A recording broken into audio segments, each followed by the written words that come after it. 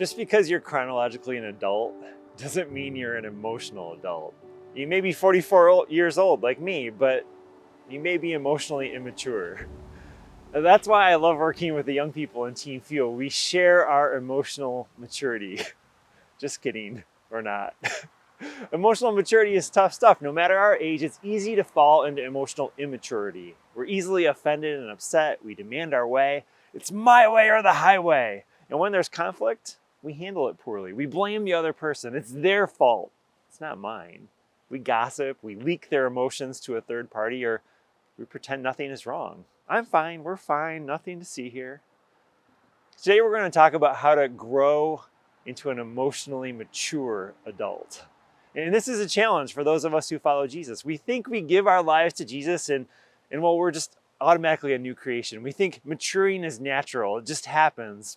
But that's not how it works. See, there are deep parts of us that hide behind a false self, behind the masks that we wear. We have bad habits, bad ways of thinking, patterns of reacting and acting, and we need to unlearn them. This unlearning, it's discipleship. It's learning how to do life differently in the family of God. It's learning a new way of living from Jesus. And it's hard work. We have to be intentional to mature from emotional infancy into emotional adulthood. In his Emotionally Healthy Spirituality book, Peter Scazzero describes the stages of emotional health this way. He writes that an emotional infant looks for others to take care of them, much like a baby. What happens when babies don't get their way? Well, what do? They cry, they scream, they throw a tantrum. You may have met an adult like this. If you're an emotional infant, you're going to have a hard time empathizing with other people because you're so wrapped up in yourself. You're an emotional infant. Well, then there are emotional children. Think about kids in elementary school. They're content and they're happy as long as they get what they want.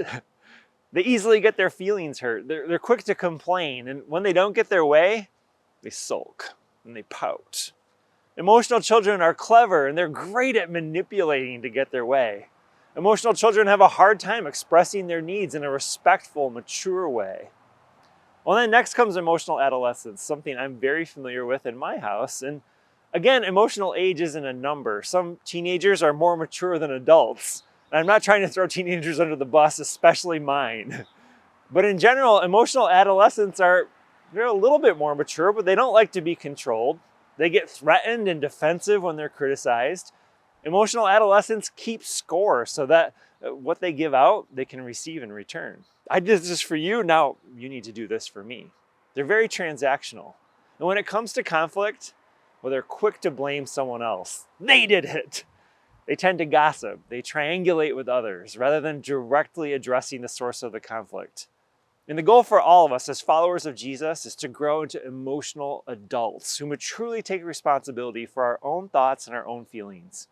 If you're an emotional adult, you can articulate your needs and views in a clear way, in a direct way, in a respectful way, and you can disagree with others without being disagreeable. You don't have to be a jerk in disagreement because you're differentiated. You're not dependent on other people's reactions and opinions.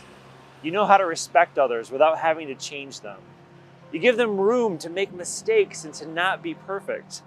You love others well. That's what following Jesus is all about. And if we're going to do that, it's time for us to grow up. And this is not easy, especially depending on the situation. Some situations bring out the worst in us. It's easy to fall into bad habits or patterns, which brings up our first question for discussion. In what situations are you tempted to be less emotionally mature? Let's take a moment and discuss that.